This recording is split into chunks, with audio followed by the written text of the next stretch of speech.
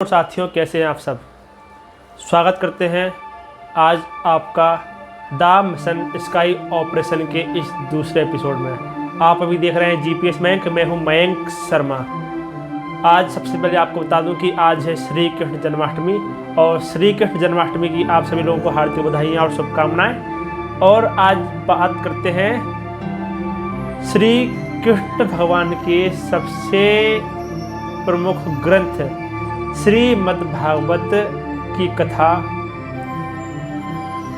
भगवान ध्रुव की कथा और ध्रुव तारे के बारे में आज बात करते हैं इस एपिसोड के अंदर। सबसे पहले आपको बता दूं कि ध्रुव तारा हमारे सप्तऋषि में पाया जाने वाला एक तारा है जिसका बायर नाम अल्फा उर्साए माइनोरिस भी है, जिसे शॉर्ट में अल्फा UMIV कहते हैं। और ध्रुव मत्स्य तारामंडल का सबसे रोशन तारा है।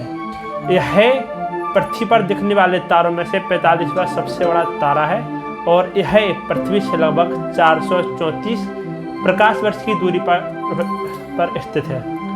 आइए सबसे पहले बात करते हैं कि ध्रुव तारा वर्तमान युग में ध्रुव तारा खगोलीय गोले के उत्तरी ध्रुव के निकट स्थित है, यानी दुनिया में अधिकतर जगहों से ध्रुव तारा पृथ्वी के उत्तरी ध्रुव के ऊपर स्थित प्रतीत होता है। इस कारण से तारों के मार्गदर्शन में लेते हुए समुद्र या रेगिस्तान जैसी जगह से निकलने वाले वाहन या यात्राएं इस तारे का प्रयोग दिशा को जानने के लिए करती हैं। आइए सबसे पहले आप लोगों को बता दूं कि इस तारे के ध्रुव तारे के अन्य भाषाओं में नाम क्या क्या हैं। अंग्रेजी में इस तारे को Polaris, pole star, north star या लोड स्टार भी कहते हैं।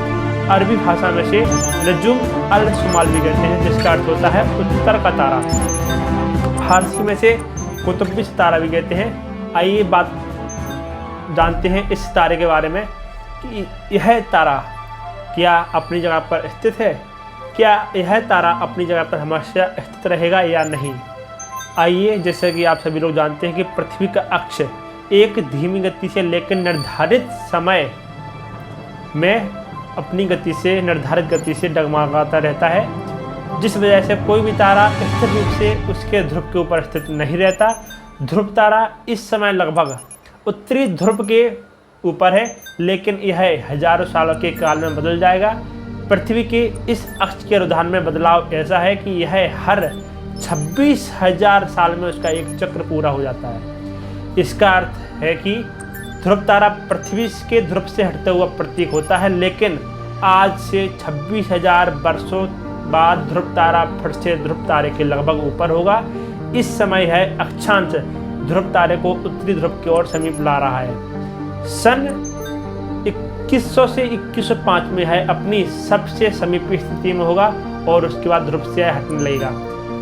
ये तो हमने जान लिया ध्रुव तारे के साइंस के बारे में। अब बात करते हैं ध्रुव तारे के पुरातन और साइंस, ध्रुव के तारा बनने का खगोल शास्त्र के बारे में। जैसे कि आप सभी लोगों को मैंने बताया था कि यह श्रीमद्भागवत की एक कथा है। हमारे अवचेतन में यह धारणा स्थापित है कि प्राचीन संस्कृत के ग्रंथों में उल्लेख किस्सों के आधार मोक्ष के पर्याय हैं। उनमें विज्ञान का आधार सूत्र खोजना महज दुराग्रह है। चलो दुराग्रह ही सही, हम विनम्रता पूर्वक राजा उत्तानपाद और उसकी रानी सुनीति के पुत्र ध्रुव के नाभिकीय तारा के किस्से के विज्ञान पाठ के बारे में बात करते हैं।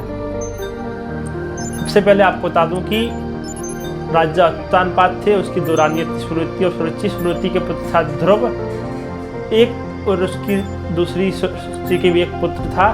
तो एक दिन बालक ध्रुव राजा उत्तानपाद के पास खेल रहे थे। उसकी माता सुरुचि आई और उससे राजा की गोद से उतार दिया और कहा कि इस राजा की गोद में सिर्फ वह बालक खेलेगा जो मेरी कोख से जन्म लेगा। वह अपने माता के पास गया, माता से बोले कि मुझे छोटी माता ने ऐसे ऐसे कहा है। तब माता ने उनको कहा कि वह भगवान की शरण में जाए।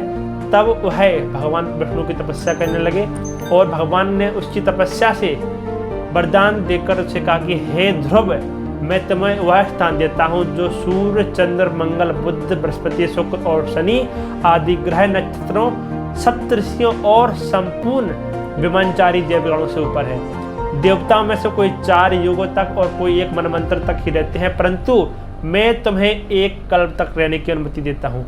चूंकि ध्रुव राजवंश से आते हैं, इसलिए अनेक पुराणों और विष्णु के इस वरदान रूपी कथन के इस कल्प सत्ता पर राज करने की स्थिति के रूप में लेते हैं और ध्रुव तारे को अटल मानते हैं। यद्यपि विष्णु पुराण में विष्णु स्पष्ट रूप से कहते हैं कि मैं तुम्हें एक कल्प अर्थात 13,000 वर्ष तक की रहने की इजाज़त देता हूँ। इस संवाद पर गहन सोच विचार करने पर यह मालूम हुआ कि इस प्रसंग में खगोल विज्ञान का बड़ा गूढ़ रहस्य अंतर्निहित है। पृथ्वी जिस धुरी पर घूमती है उस धुरी पर ठीक सीध में ध्रुव तारा है, इसलिए यह स्थित अटल दिखाई देता है। यह पृथ्वी से देखने वालों में से 45 बार सबसे बड़ा प्रकाशमान तारा है और यह पृथ्वी से लगभग 434 प्रकाश वर्ष की दूरी पर स्थित है। ध्रुव तारा सूर्य से 2200 गुना बड़ा चमकीला है और वह 3 गुना बड़ा है, परंतु पृथ्वी से दूरी अधिक होने के कारण यह हमें एक तारे के रूप में दिखाई देता है।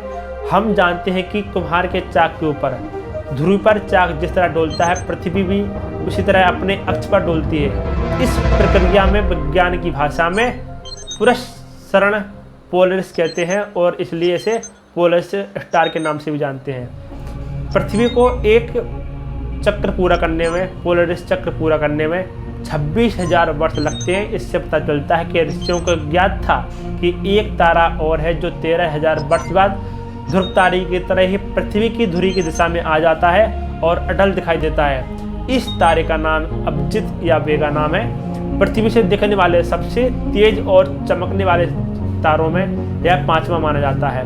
यह पृथ्वी से 25 प्रकाश वर्ष की दूरी पर स्थित है। खगोल वैज्ञानिकों का अनुमान है कि ध्रुव तारा 2100 से 2105 तक पृथ्वी की उत्तरी ध्रुव में पूरी तरह से एक सीधी रेखा में आ जाएगा। तत्पश्चात फिर 26,000 साल बाद इस सीधी रेखा में वापस जाएगा।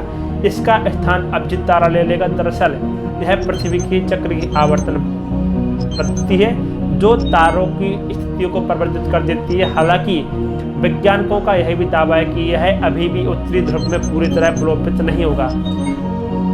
आइए बताइए और कमेंट सेक्शन में जरूर बताइए कि यह जानकारी आप सबको कैसी लगी। और इस जो भी अभी इस चैनल पर नए हो, चैनल को लाइक करें, सब्सक्राइब करें, शेयर करें और कमेंट सेक्शन में अपनी राय जरूर दें। जैसा कि आप सभी लोगों को बता दें कि द मिशन स्काई ऑपरेशन के इन एपिसोड में द क्विजर कमेंट सेक्शन का आयोजन किया जा रहा है। अगर पृथ्वी से इस तरह की रोचक जानकारियाँ अगर आपके पास हैं तो आप अपनी जानकारी कमेंट के माध्यम से साझा कर सकते हैं और जिसकी जानकारी सबसे अच्छी होगी उसको इस एपिसोड के अंतिम एपिसोड में उसका नाम अनाउंसमेंट किया जाएगा और उसे एक ब्रनर प्राइज भी दिया जाएगा।